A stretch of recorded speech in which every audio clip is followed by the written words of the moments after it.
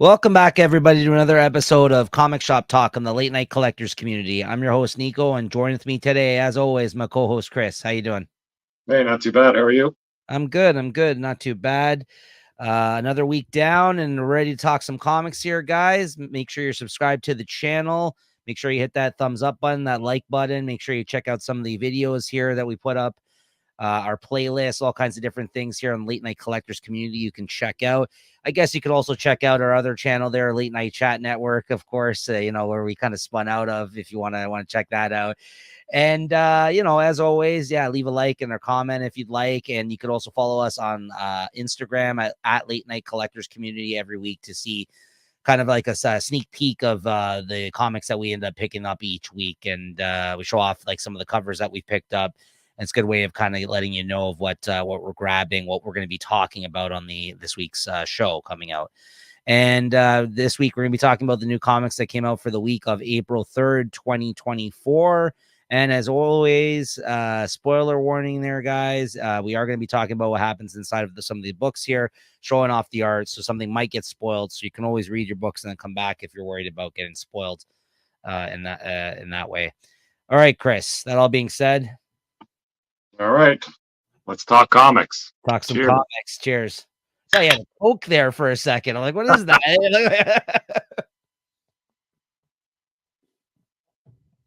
was like, oh, Chris, you're holding out on me now. Coca-Cola looked like a Coke can for a second. Actually, speaking of that, I was at a restaurant the other day and I asked for a Coke and they're like, is Pepsi all right? I'm like, no, it's not. And then I proceeded to order a root beer. And then they spit in your food. Yeah, exactly. All right, guys. First up here today, we got Batman 146. First up on the docket here today. Batman 146. All right, what'd you think of this comic here, Chris? I thought we're starting out with a banger here. I love this comic. Loved all the characters. The art inside was great. Like the story was decent. There's a few of the beats of the story that, I'm not sort of exactly thrilled with, but just all the characters are finally being used. These are characters I've been waiting to see. I don't think I've seen some of these characters in Batman since that Fear State, maybe. You have Punchline in here, you got Harley Quinn in here, you got Superman in here. All right. There's not much more I could say about this comic. I thought it looked great. And even Barbara Gordon's looking good there too. Everybody's just everything was on point on this one here. I thought it was a great comic. What did you think? I'm with you. But I gotta say, it's like the first like 5 or 6 pages where they're kind of reviewing everything leading up to this moment in time. Yeah. I didn't love those pages, but as soon as we got past that kind of like recap or kind of lead up, and we got to the current present day shit, and you have like you have her showing up here, a Punchline, and you have like the shit that's going on with the robot Bruce Wayne. What's his name? I always forget his name. The robot. Failsafe. That stuff is all excellent. I couldn't agree more. And then you got Jimenez on. Batman squaring up against everybody's released from the prison. He counts them out. He goes, okay, let's go. Let's go. Yeah. I got really worried when this comics got started, though. I will say that because I'm like, oh, I don't know about all this. And then like the 3/4 of the comic, though, were all that made like elevated to like a banger status, though. Like you said, it was like there's not much more we could say. This comic had it all. Like it just those first few pages kind of gave me pause for a second. I was like, I don't know about this. And then I was like, okay, no, here we are. Because I kind of felt like we lost a little bit of the thread of that, like what led into all the present day stuff that we're dealing with right now. But as soon as we got to it, I was like, yeah, this is all excellent stuff. And like you said, this has been building for quite a while now. The only thing that like I a bit of a stretch for me, a bit of a reach, is that Damian actually fucking believes that it's his father in that thing for a second. But then like, at first I'm like, this is ridiculous. And then as the comic went on, I'm like, you know what? He would do that and he would say that. So I'm like, I don't know, maybe you would get fooled by this fucking thing, right? And it's kind of a comment on AI and where we're headed, right? Like in that sense too. Like so like I think it's still fooling Clark, it's fooling Superman. Yeah, like, everybody's still unsure about what the heck's going on. but this is something he would fucking do. That's what I mean. He's like, oh, I was getting old, and like that. That's basically what the failsafe was, right? He's like, yeah, I needed to transport my mind, my subconscious, or no, my mind into an AI or whatever. He's like, because like this is the only way I can continue to fight crime. And yeah, I don't know. There were some parts where even I was questioning. I'm like, is this Bruce? But then you cut to Bruce in the prison fighting. Even me, I was like, for a second, I'm like, this is ridiculous. Then I was like, I don't know. He would say that. He would do that. Maybe he would fool these people in that way, right? Yeah, I don't know. It's good stuff. Like you said, great stuff. And the art. Oh man, the art. Jimenez, I love to have him back on this title. So, what'd you give this? Easy 4.5. The only things that take it away are like just some of those story beats. I didn't like that stuff with, kind of Batman seeing into Ben no fucking Zor-En-Arr. I don't know. Yeah, come on. If Zor-En-Arr can see into my mind, I can see into his, and then he's seeing how he created those little failsafe robots. I thought that was dumb, and those beats with the warden. I'm not a big fan of that. That's what kind of just took away a few points. But otherwise, after a few times reading this, I thought this comic was verging on 5. Wow. Yeah, I wouldn't go that high just because, like I said, the way the comic opened up, I was a little disappointed with. But like once it started going, like I can't wait for the next issue. I'm gonna still give this a 4.25 out of 5, though. Yeah, it was a good issue, and I can't wait to see what happens next. Like, yeah, I've had enough of that. Like, I don't need to see any of this other shit with the Joker turning into the stop focusing on that past stuff now. That was the last story arc. Let's move past that now, and like there's this focus on the present. Like that's where I'm at with this story right now, because it's firing on all cylinders at this point, right? So, all right, next up we got Sacrificers number 7, the return of this title.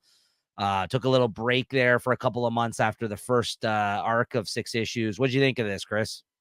Yeah, I thought it'd be coming back with more oomph or something. A lot of this was just kind of like stories told, or it was all basically told in the script there on the side. So I was expecting more. It's still good stuff. The art's great, but I don't know, just a lot of that princess fighting around and talking kind of about her history. So it didn't really move the story along for me. I was kind of excited about what was going on in this story. I have some nice stuff with this. I don't know, with whoever that god was. That's about one of the only things I did like. You get a bit more into this kind of the powers that these gods have and what they do. Kind of a bit of that oh shit moment there where this guy almost gets tricked into protecting his city against, I guess, Luna, who's I guess gone rogue or something. And then you've got some big tidal wave coming in. That's about the only good stuff I liked in the story. And the rest of it just seemed like a lot of filler for a comeback. A comeback comic. Yeah, I did like the whole kind of them showing the perspective of some of the other gods here, and obviously showing that they have it out for one another as well, like, which we really hadn't touched on too much of them other than showing them at that party last that couple of issues ago, where they kind of showed how they're getting their life force essentially from essentially the sacrifices, right, of these creatures. So that was kind of cool. And I mean, this guy's basically like what's his name, like Poseidon or something like that, essentially. Yeah, so that was kind of neat. And then the other half of the issue was just her. Now that she was been put in this position, I guess this is the mother of no, she got killed. This is the girl, I guess, right? This is the one where we kind of left off. She kind of put herself in this horrible position here, and I don't know, she's on the run here, and then there's like some sort of like she eats something, and then it like creates like this venom kind of like creature or something in her or something like that. And she just, and by the end, she's like falling off of a cliff. So I don't know. She's like in a bad way. Like, I don't know what the fuck's going on with her. This part, like where she's going through all the thorns and shit, I'm like, that's gotta be painful. Like, I thought like all this shit that was going on with like the monologuing that was happening. The art was fucking killer. I love the art on this book, but you're right. It didn't really move the story too much forward. We kind of just like seen her going through some shit here. And she's kind of getting messed up in this issue. But if they're gonna focus more on the gods this arc and kind of like how everything else works in this world, which I think that's what we're getting at least from this issue. I'm interested to see where we go with it with this story. Still, I still really love this book, and I think the art's killer still. So I'm looking forward to more. What'd you give this one? I give it a 3.5. I'll give it a 3.75 out of 5 this week. All right, next up we got Birds of Prey number 8. Got this banger of a cover here this week. Yeah. Do you read this, Chris? Yeah, I read this one. I just read it online. I sort of dropped the story here. And yeah, it's still a fun story. I guess they have the Girls of Prey would do that fashion show, and there's something in the clothes that makes everybody go crazy. And there's just some funny beats in here with Barda there. I guess she tears off all her clothes because she doesn't want to get influenced. And I guess all the what do they call them? The beefcakes there. They're the ones that sort of turned on them. And then I get a nice little cliffhanger at the end where I guess it's that Barbara Gordon shows up on scene, and I guess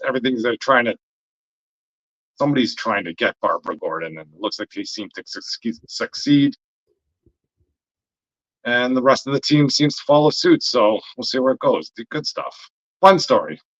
Yeah, I liked this. And like you said, when she's fighting nude and they keep finding like interesting ways to cover her, her boobs or, her other body parts here. I kind of always enjoy that. Like I've seen it done before. And Marvel did it like with the Hawkeye comic, and they've done it in other things I've read before. But like this page here where they have like the old, Big Barda kind of face, like covering her ass shot. She's like lunging forward. Like I'm a sucker for that kind of gimmick. I always think that's kind of fun when they do that kind of stuff. And I think the new artist is working out well on the book. And yeah, this has been a fun romp here, fun arc so far, this storyline. And yeah, I've been enjoying this book still, and I don't regret picking it up in issues still. And I'm along for the ride. I think this is a fun book. I think Kelly Thompson's doing a great job. And yeah, I'm interested to see how the story develops, how this team develops, and where they go from here. It's some fun stuff so far. What'd you give this out of 5? I give it a 3.75. It's good Same. stuff. Yeah, I'll give it that this week as well. All right, Chris, Venom 32. Yeah, I was sort of out of Venom, but I don't know. I might be getting pulled back in a little bit. This one, a lot of it takes place in that, I don't know, the Garden of Eden or whatever. And, where all the Venoms are, or all the Eddie Brocks or whoever they are, they're all kind of hanging out there. And Carnage is on a rampage up there. It looks like they've killed Dylan here somehow, or, there's some time they're explaining how he's close to dead, and they put the venom is inside him, trying to keep him alive, but his spirit might be gone. And I know they show some glimpses there about some Venom world. I'm not sure how that kind of fit in, but like my big takeaway from this story is you have Carnage there, and he just seems to be wiping out all the Venoms in this the garden at the end of time or wherever they are. And I'm all for it. Like, they can just kill them all and just try and reset the Venom story and kind of move away from this wherever they're going to. So bring it on, let Carnage kill him, and end this madness sooner rather than later. But yeah, it's it's some good art. But I'm not down with the story, let's say. And I give it a 3.5. Yeah, 3.5. Okay. Next up, you got Immortal Thor number 9. One of the nicest covers this week, honestly. This Alex Ross cover is killer. Yeah, pretty much the only reason I bought this. I was thinking of dropping this one too. That's a fucking awesome cover, though. Yeah, when you highlighted it in your video this week, I was like, oh, that's a nice one right there. And this is more of that Roxxon Thor or the Roxxon Corporation. I thought he was going to go down there and have a throwdown with them. And then the Minotaur sort of starts talking with Thor and takes him to like what you think is just some sort of world simulation. And they try to explain about how them owning the Thor comic book is going to affect Thor's real life. And Thor is sort of he's realizing something is amiss, that there's some magic ahead. This couldn't be just some regular like danger room type of AI or something that's generating this. And then it turns out that the enchantress has put some sort of spell on him. And I think as more people read the story, and they're the ones that sort of power Thor, that it creates a magic, that a spell that he can't break. I don't know. It's kind of a long run for a short slide, however that term goes. I thought the story was interesting, but I'm starting to lose interest in this story. Maybe I'll read this online too, but it wasn't anything to keep me, trying to keep up with the buying, keep this on my pull list. Right. I give it a 3.5.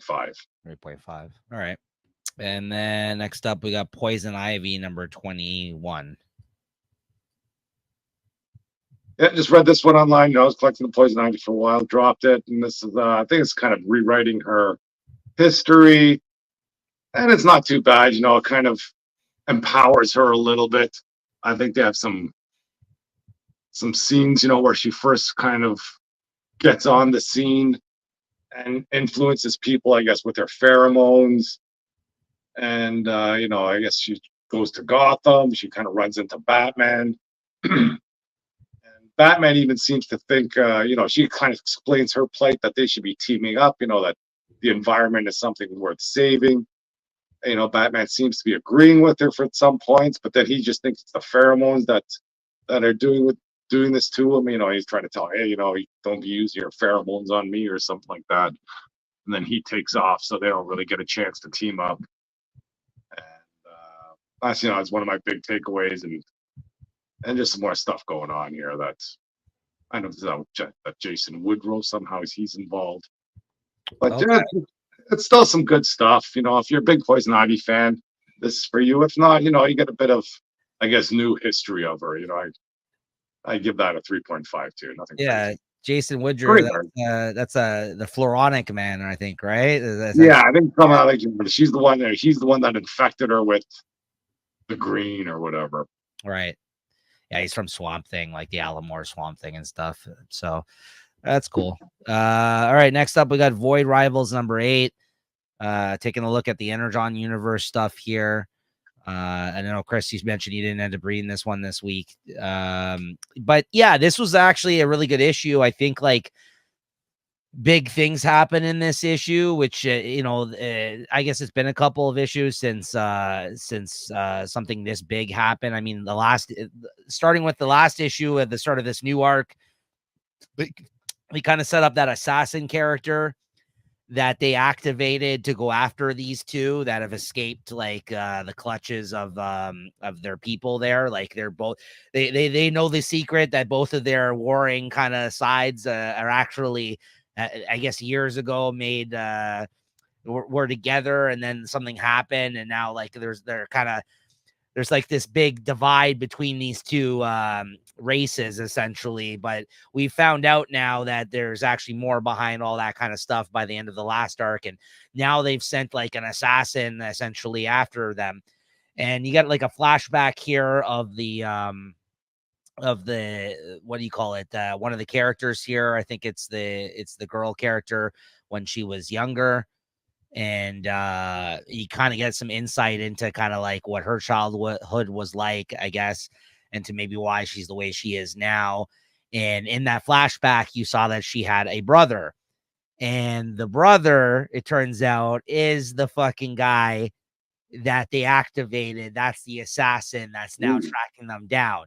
And as you remember, Chris, they had that whole kind of conversation, him and his boss or whatever, inside like his mind, and then like on the outside, like he appeared like as like half a body, like a torso, like hanging, and he was kind of like a half machine, half man kind of thing or something like that. Like he was like a former shell of himself, like what he thinks he is inside of his mind, right? And he's being controlled by this. So even when he showed up and he started fighting these guys, like there was reference to him being this person, like I guess her brother. And he's like, yeah, you're not him anymore. Like, essentially, like, I don't know who you are, like what you are now. Like, so like, there's like a little bit of like turmoil between the two characters because of their past history. And like, he shows up on this sick bike and like guns blazing. And then I don't know, but you're like shooting like laser, like type of like weaponry at each other. So there's like just a lot of like weird lines just shooting all over the place as they're fighting. But Buddy, the male guy character of those two, from the other like species or whatever, he ends up actually getting one in on this guy and taking him out successfully by the end of this issue. But then he drives a fucking like a weapon, like essentially like I don't know, like a big spear of some sort through the woman, like his sister. So she's all fucked up by the end of this issue, and Buddy needs to try to figure out a way of how he can help her survive now from these from her wounds here. So we'll see what ends up happening. But as it is, he's talking to like his yeah, you can see she kind of got impaled here. She, as it is, like he was talking to like his little robot thing that was basically telling him like how far they have to go, like how much food they have, like what are the chances that they'll survive this distance, this travel. It's not looking good. Like he's like, yeah, you should maybe share this. Like he had like, I don't know, like an energy bar or something. He's like, you should split that with her. You guys, the chances of you guys surviving this trip are not looking good at the start of this issue and all this kind of stuff. So yeah, it doesn't look good for them. So like now the fact that she's injured and they're like, you know, still not even close to their destination. I don't know what the hell they're gonna do.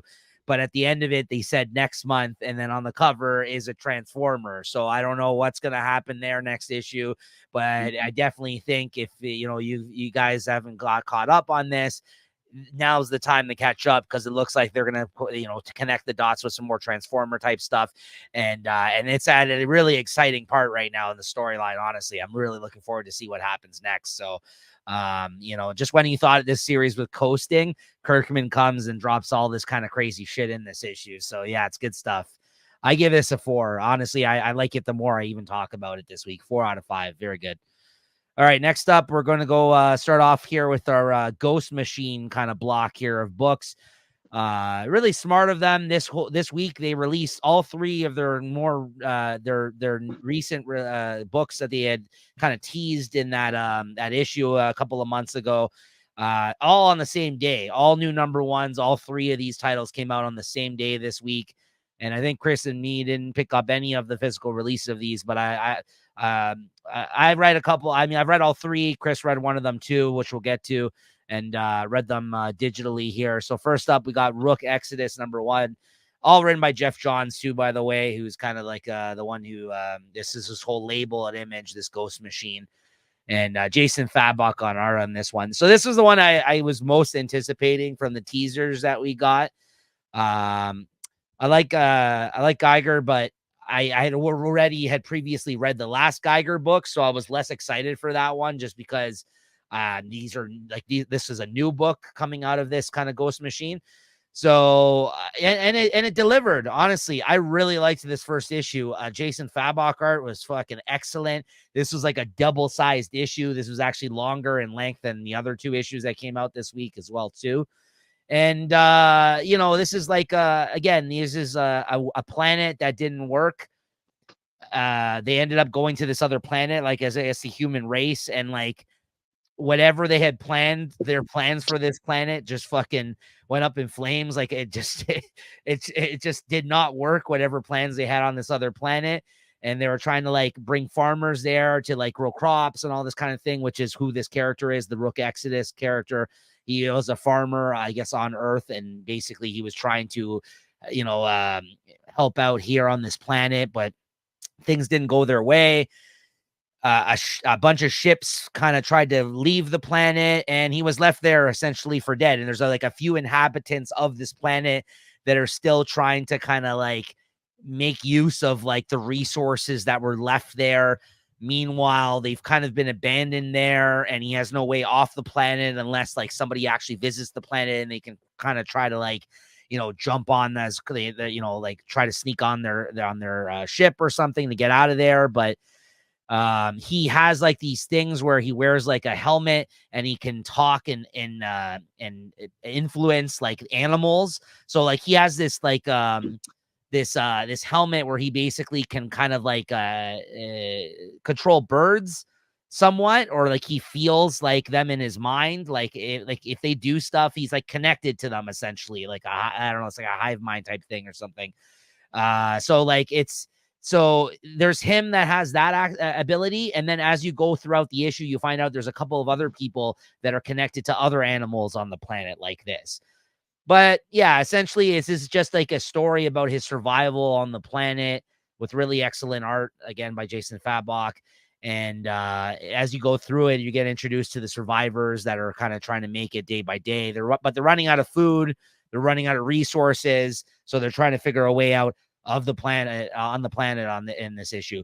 Yeah, and he gets attacked by a huge. Oh, that's the other thing. Like, because the planet is like all messed up for like the way it was left, they become the animals that are still living there basically are becoming like mutant animals essentially. Like there's bears that are fucking massive fucking bears. You can see the size of buildings here. Like there's things that they've been adapting to the messed up environment on this planet, and it's making them react in weird ways. So there's like all these weird mutant animals on the planet as well too. And this just remind me of like I Am Legend or something like that, or like one of those type of movies where I'm a sucker for these scenes where you get them like he's trying to like show you how he's surviving currently, how he's foraging, like how he's getting food. They have a whole scene where he goes into all these bunkers of people that have stuff they had left, and he's marking off the door if he goes and roots through everything, so he knows what rooms he's basically has already hit up. Kind of remind me a little bit of Walking Dead in that sense too.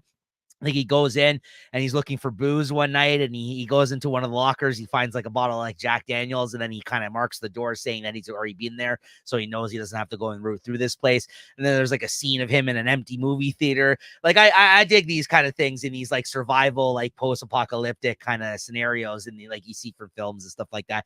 So it's nothing like super original, but it's interesting. It has great art. And I'm in it. For the next issue. I'm really, really interested in this title. So we'll see what ends up happening. Yeah. By the end of it, you see there's another guy that has like, he can control like wild boars and stuff like that.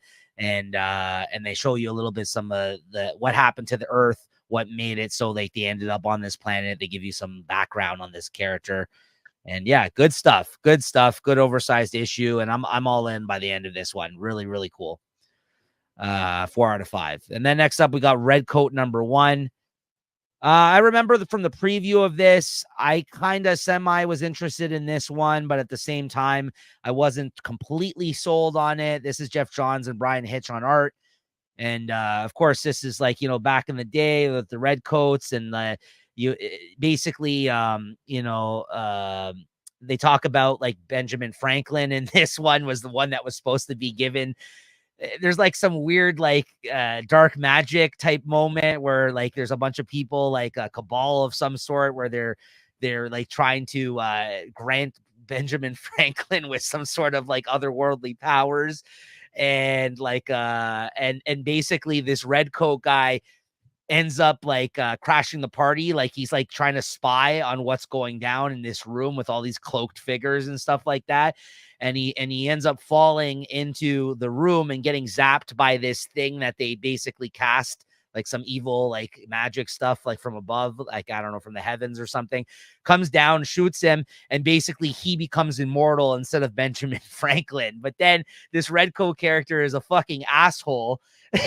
And like as time goes on, we shoot to like I don't know, like the late 1800s, and like this guy survived all this time, and apparently he's still broke. He's still a womanizer. He's still an asshole.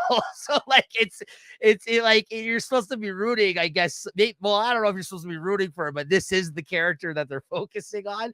So it's just like the person who was granted these powers definitely doesn't deserve it, but he's still kind of just out here trying to survive and trying to do his thing. And this is the whole scene with Benjamin Franklin here. I don't know so much about the history aspects of American history with the whole magic shit. Like once he got past that whole intro of stuff, I was way more into it. I'm actually much more into just seeing the exploits of this character who is kind of a dick.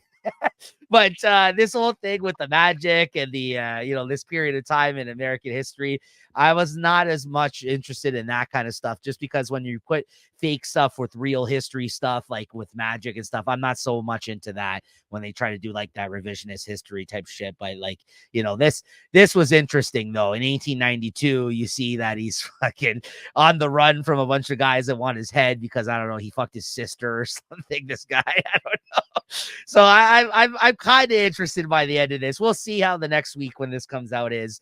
But I read it online and I did enjoy it enough maybe to give it another issue. So, and then by the end of it, there's some kid, like some Russian kid, that digs him up because they kind of explain that whenever he gets killed in action, he dies for a full day.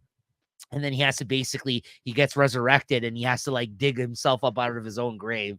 So there's some aspects of the story that are kind of interesting, but he's not a character that you're supposed to like. So I don't know if it's how redeeming this story will be if you're gonna follow this guy, but we'll see. I think I give it a 3.75 out of 5 though. It wasn't bad. So we'll see where we are with next issue though. All right, Chris, though, Geiger #1. What'd you think of that this week, though? The finals of the Ghost Machine issues here. Yeah, I didn't think it was too bad. It was my first sort of full comic of Geiger. The first time I was introduced to him was back in that Ghost Machine sort of teaser. And, it's kind of same old story. We got the bad guys rolling into town and, doing the nefarious things. And I guess Geiger is just trying to mind his own business and they start picking on him. And then he's got to go nuclear, I guess, or I don't know what you call him when he goes green. And it was just kind of fun seeing his power sets and just seeing him wipe these, terrible villains out. And, but the town fears him because of, I guess, this nuclear power or this nuclear source of his power. And, they fear that he's going to kind of attract more trouble. So what is he, just kind of hanging outside of the outskirts of town. And there's this Nate, the nuclear knight, that's following him around. And it's kind of selling him this story that somebody can help him or heal him, and he's still trying to tell him to get lost, and and some more stuff going on, and that was okay. It's nothing super spectacular, but I'm a fan of this world here. It reminds me like the Fallout video games, and I always like that, so I might give this a bit more of a read and see where things go. Yeah, I like this series. I mean, I like the previous installment, the last mini series. I like Gary Frank, who's worked with Jeff Johns a lot over at DC Comics. I like the artwork. And like, it's almost like the look that they're going for in these books, like Jason Fabok, even, I think some of his style is very similar to Gary Frank. So the Rook Exodus book somewhat looks similar at times too to some of the art on this. So I think like this is a good showing of these 3 titles, I thought, this week, honestly. And even though this was more of the same, I enjoyed what the last installment was. So I'm in for the ride for this one too. I ended up picking up the collection of this there, and I think I passed it on to you actually recently too. So you should definitely check that out if you want more of this. It's some good stuff in there if you haven't read it yet. But so I'm interested to see what happens here. But my favorite part was like when that guy almost killed himself, like sacrifice, like fell down on his own sword there. And he's like, yeah, I didn't need you to like go and commit seppuku or whatever you call it, seppuku. Where he's like, oh, I thought that was called harikari. What the fuck? Wait, I can't even kill myself properly, right? He's like, yeah, I kind of like that character a lot. That night, right? He seems like a hopeless fucking guy. Like that's just like, and then he's just like, leave me alone, man. Like, what do you want from me? Like, so I kind of the introduction of this character. I'm interested to see where that goes now. So it's very, very cool. What'd you give this? I got a 3.75. Same. Yep. Yeah. So yeah, good Ghost Machine books this week. Honestly, good showing of these new titles. Next up, we got Doctor Strange 14. Chris, you read this one too this week? Yeah, I just read this one online. Yeah, the art style for this one didn't appeal to me at all. And the story, I think with a more appealing art style, it might have saved this story a little bit. But it was just some hokey story about being lost in a Dungeons and Dragons world, and it kind of lost me on who he gets to fight or not fight Mordor. but that guy he gets to talk to, like saying, the world needs a leader, and there's a leader without worlds, and all that sort of business. I like the what's his name though, Taskmaster. He had got a lot of good lines in here, and even whenever Doctor Strange was referring to his hunting party there or his crew, it's all my friends and Taskmaster. I also threw that out there, and yeah, otherwise that was an okay story.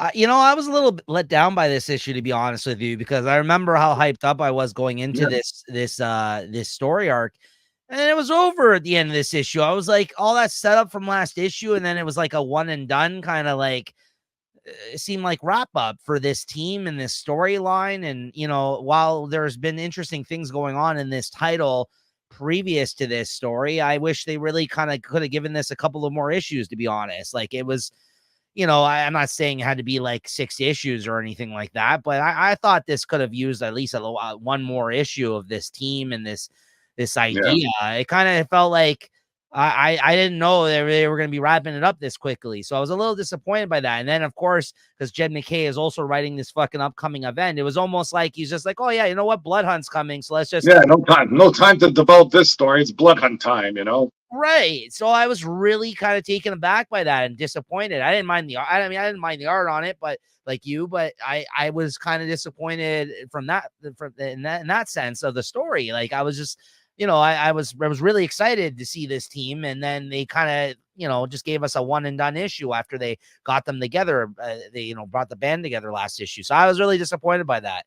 It was fine, but I was expecting a bit more from this. And, and then, like, I don't see why, just because he's writing Blood Hunt, that we have to rush into this being a tie-in for Blood Hunt. Just do one issue of it, like during Blood Hunt or something, right? So, yeah, I don't know. I kind of was a little disappointed in that. So, what'd you give this out of 5? Yeah, it's the 3.5 for me. Yeah, same. Yeah, I'll stick with a 3.5. It wasn't bad, but minor kind of like, nitpick for that. Sensational She-Hulk number 7, Chris. Yeah, just one of my other comics that I've been reading online. It's following She-Hulk there. I think we last left her where she was talking with, or she met some friend at the bar, and then Jack shows up, and it seems like that she has some sort of history with Jack. And here they kind of just go deeper into that history. It seems that Jack of Hearts and I think what's her name is Gangamede or something like that, whatever her name is. They have some deep history, and I think he pledged his love to her, but she couldn't do it because she was on a revenge quest to get the people that killed her sisters. But in the meantime, I guess she's fulfilled her revenge. So now she's kind of just sitting there free. And then while she's on this, whatever planet they're on, they run into, or she's looking for something to do, I guess.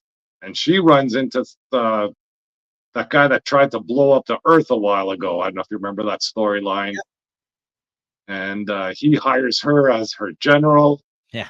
Unbeknownst to everybody that's going on. So, and then She-Hulk's feeling a little bit upset that Jack of Hearts and this girl are talking. So she kind of goes back to her room and then just has her troubles trying to get chicken fingers or something like that. And hilarity ensues there. But at the end of the story is that I forget what that guy's name was. The guy that tried to blow up the Earth. He ends up running into She-Hulk in their space casino. Yeah. And then he calls upon his new general to take her out. And they're just recently kind of fast friends, and they have Jack of Hearts stuck in the middle there. So we'll see where it goes.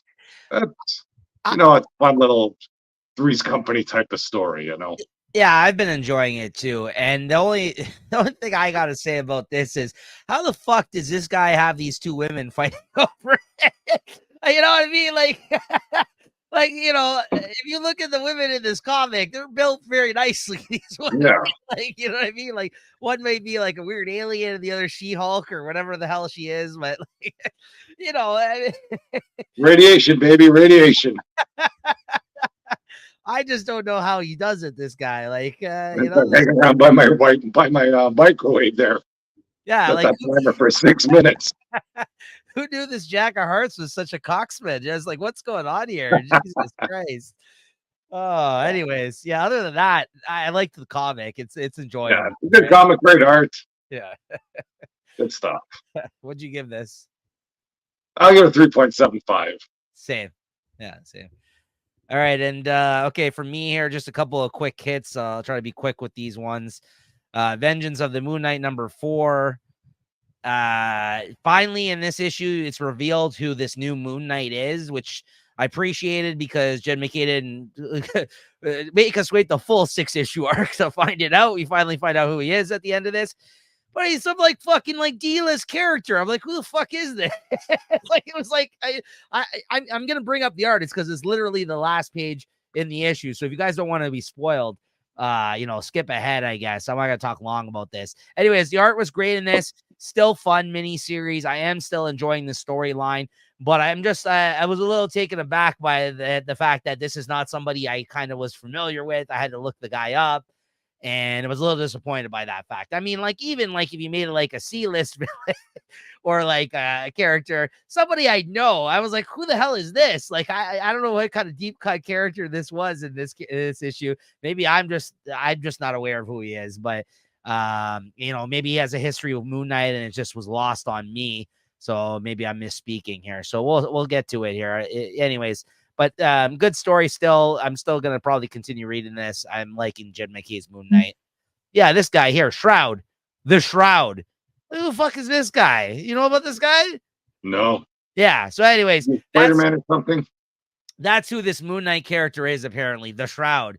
I think he has a West Coast Avengers kind of history, I think. Yeah, I looked him up. And I believe that would make sense because we got Tigra in this book. We got Moon Knight, who was a West Coast Avenger. So I just didn't read enough West Coast Avengers. So maybe that's on me because I have read some West Coast Avengers back in the day, but like I don't recall this character. So maybe I just didn't read those issues because that was back when whatever issues you pick up randomly from like the bins.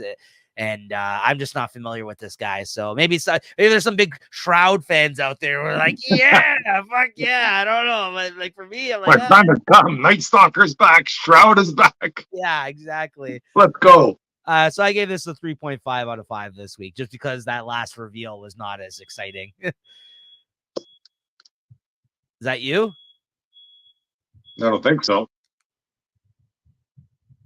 Oh, thought I heard some beeping. Okay, I thought it was a fire alarm or something. Okay, here we go. Get out. Yeah. All right, next up we got Usagi Yojimbo, The Crow #1. So yeah, I just read this one digitally. I do really like Usagi Yojimbo. I talked about the Ninja Turtles miniseries that came out last year, which I ended up picking up issues of just because it was like a fun miniseries with the Ninja Turtles. I don't normally read this in issues or pick it up. I usually just pick up the trade paperbacks, but I saw it this week digitally and I was like, yeah, you know what? I'll give it a whirl. And yeah, I enjoyed it as always. Usagi is just like a very simple approach and storyline always. It doesn't matter where you jump in. He just tells simple tales of this, wandering Ronin here on his adventures with his friends and running into some sort of a problem every time that he has to solve.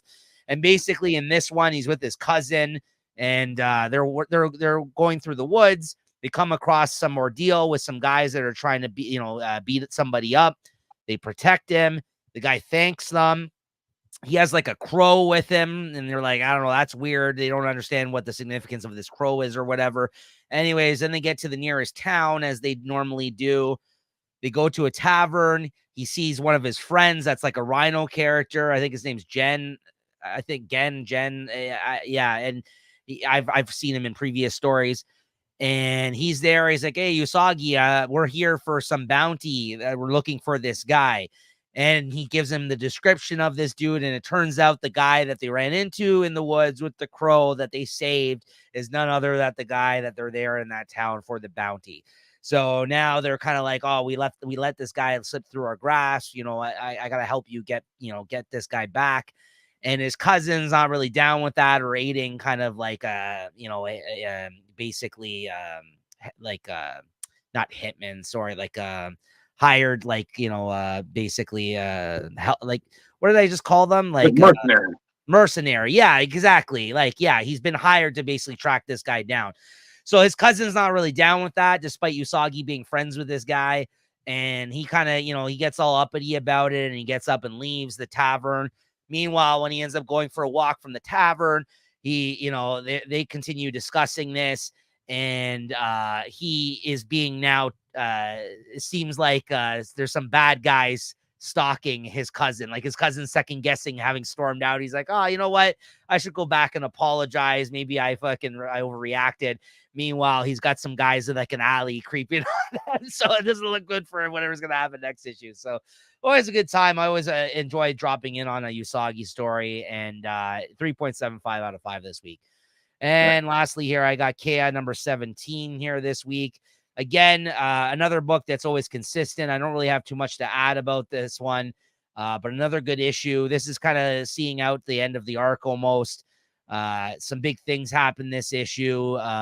Kea has been trying to like get some sort of herb at the bottom of like this ocean or a pool of water in this town that they've been at, basically to heal her brother, who's like having some like bad like nightmare type of shit in his head. Like, I don't know, he's like, he's about to die. He's like on death's door, and he's like hallucinating. And meanwhile, like his powers, he's got like some sort of like, I don't know, like it's almost like a Jean Grey type of thing going on inside of his head, where he's like battling his inner demons or something like that. And she basically brings these herbs to like help him survive. And because he's on death's door, and it was at the bottom of this water. So she ends up getting it in this issue and boiling it up and giving him this like, thing to heal him. And then after that, he, it looks like he's going to make it. And we'll see what ends up happening next issue, because they're kind of still involved with all the townspeople in this town that they've been staying at. And they got this kind of like this big battle going on amongst everything else happening. So I give it a 3.75 out of 5. Another decent issue. And it's a series I always enjoy. All right. Next up, finally, we got X-Men issue number 33 this week. 2 more issues to go on this era of X-Men with Jerry Duggan helming this title. What'd you think of this, Chris? I thought this was another great comic. Like the art there, I don't know if that was a new artist in there or something, but no, right off the bat there, once you crack that first page, it's like, whoa, what's going on here? It's some good stuff. And I think it's just touching on a lot of the different storylines. Unfortunately, one of the storylines with that Sebastian Shaw, trying to cover both ends, that's not one of my favorite storylines going in there, but I guess, they can do that in here. And otherwise, I think that'll chance there for Wolverine, or a lot of the X-Men to go out there and sort of flex their muscle and just kick some ass and do what they want to do. So I thought it was a great comic. I might have to read it again to get the exact. Oh, that's what happened there. The X-Men get their asses kicked a bit too in this one, I thought. And was it Miss Marvel that speaks out to somebody and says, "Hey, can I make a call?" And like, "Hey, what's the worst that can happen?" And then they call Dr. Doom, and they call it in their favor. Remember, they say from back in a few issues ago. Yeah. And that's those. I don't know, these new Doom's X-Men, they're growing on me. I hope they become a bigger part of things. I love that moment in this comic. Again, just kind of bringing back. And I remember we both made that issue our favorite of the week when it came out, when they went to visit Doom in Latveria. That was a lot of fun. So the fact that they kind of followed up on that was excellent. And the whole fucking scene with Wolverine against AIM agents in the sewers. I mean, like, come on now. Like, what more do you want? This is not a new artist, Joshua Cassera. Maybe he hasn't been on the last couple of issues, but he was on, like, he drew that Doom issue, for instance. Like, he's been on the series before. It looked great. And, I think we were worried about, we've been talking about lately, if Jerry Duggan still had enough gas in the tank to actually do some fun stuff in this title, with everything ending and him also doing the Fall of the House of X stuff too. And he sure does. He sure does. Because this issue was excellent. He did still have some fun stuff to bust out here towards the end as we get into the finish line here. And I love this issue. That was excellent. So very good stuff. What's with that Nimrod there? That reminded me too. I didn't like that scene there, where Nimrod's got Cyclops. Why don't you just kill him enough already? Saying, don't worry, I'm gonna become all powerful. I just wanted you to witness this. Yeah. Just kill the guy. The guy's been such a thorn in your side forever. Every time there's been a plan, he's been, part of your downfall. Just kill him already. But I guess it wouldn't be comics if they did. Also, since we're on the topic of X-Men, they actually just released a news update today. And by the time we record next episode, we'll have more details on the creative teams behind this. But they already are talking about the other series that are going to be coming out from X-Men after the initial announcement of the 3 From series. the Ashes or whatever. X-Force is one of the books that's going to be coming out. They're going to have a book called Phoenix. Not even just Jean Grey. This one's called Phoenix. And then they also have one called NYX, which is the New York X-Men, essentially. So I don't know. We'll see what ends up happening there. I mean, X-Force, I'm always kind of down for a new X-Force book, depending on what happens with that. The other two, maybe not so much, but I do got to kind of see what these books are going to consist of, who's writing them, who's drawing them. So, yeah, there'll be more news to come. So stay tuned. I'm sure we'll be talking about that because that's easy on the mutant overload there. Come on, guys. Give us a break here. They do it every time, right? So they've already announced the first 3 titles that are going to be coming out in June. And then these 3 titles are going to be coming out in July. So you're right. They do bog us down with a lot of titles, but what's the difference? Because during the Krakoa era, it was the same thing. We had several titles going on at once. Doesn't mean we got to read them all, but you're right. Sometimes it's a little too much, and it looks like there's no end in sight to the amount of fucking mutant titles they're going to be putting out X-Men, right? So that's like their bread and butter. Between that and fucking Spider-Man, it's like half their line. It's like Batman over a DC, it seems like now, right? Yeah. So we'll have to go through them and see what we like, what we don't like, but more on that to come. But I was excited to see a new X-Force title, though. I was like, okay, I'm down to see what they do with X-Force. Maybe Percy will come back. I don't know. Maybe this is like Percy 2.0 with his, right? Because the way they ended it, it was almost like he had more to say, right? Like, I was like, maybe he's going to come back and write more. I don't know. We'll see what happens. But what'd you give this book? I'm going to give it a 4.25. I really like this one. Yeah, I give it 4.25, verging even on 4.5, but I think I'm going to stick with a 4.25 this one. All right, Chris, what do you, that's what we wanted to talk about this week, guys, but what are you looking forward to reading next week? I think next week I got Amazing Spider-Man 47, Iron Man 17, I think Weapon X-Men 2, Wolverine 47, I think Action Comics 1064, this Transformers 7, and then maybe some other stuff I just might read. Yeah, only a few books I'm picking up physically here. I got Amazing Spider-Man 47, Transformers 7, Napalm Lullaby number 2 by Rick Remender there. I got Phantom Road number 10. And that's it for things I'm actually picking up in physical releases. Other than that, though, like Chris mentioned, Iron Man, Wolverine, and maybe a few other things I'll be reading digitally. But yeah, that's really just a few issues that are coming out this week for me that I'm picking up. But looking forward to them all the same. So that video on Instagram there this week might be shorter than usual. We'll see. All right, Chris, that all being said here, we talked about what we read this week, what we're looking forward to next week. But what was your favorite book of the week here? Well, there's 2 there that are involved. It's happy to see that, it's 2 sort of mainstay titles. I was looking at either X-Men or Batman, but I got to go with Batman. I love this one. I love this issue. It's been a lot of stuff I've been waiting for. Yeah. And just the story could be better, but just all the characters that he's using and the art there just takes it over the top. Yeah, I can't disagree. That was a good book this week, and it definitely was also in my running, and I figured that was what you're going to pick. But I'm going to give it to the other book you didn't pick here this week, and that's going to be X-Men 33 for me. So there you go. Yeah, how original are we, guys? But listen, I mean, truthfully, like those were probably my 2 books in the running. Yeah, they were good books, both of them. They're both good books, and these are storylines that have been building for quite some time, and good art in both of them. Yeah, this is just those were the books this week for sure. No doubt about it. So yeah, there you go, guys. That's gonna do it for this week. And thank you as always. And thank you to Chris. Thank you for joining me. And we will see you guys next week. Thanks, everyone. All right, take it easy. Later.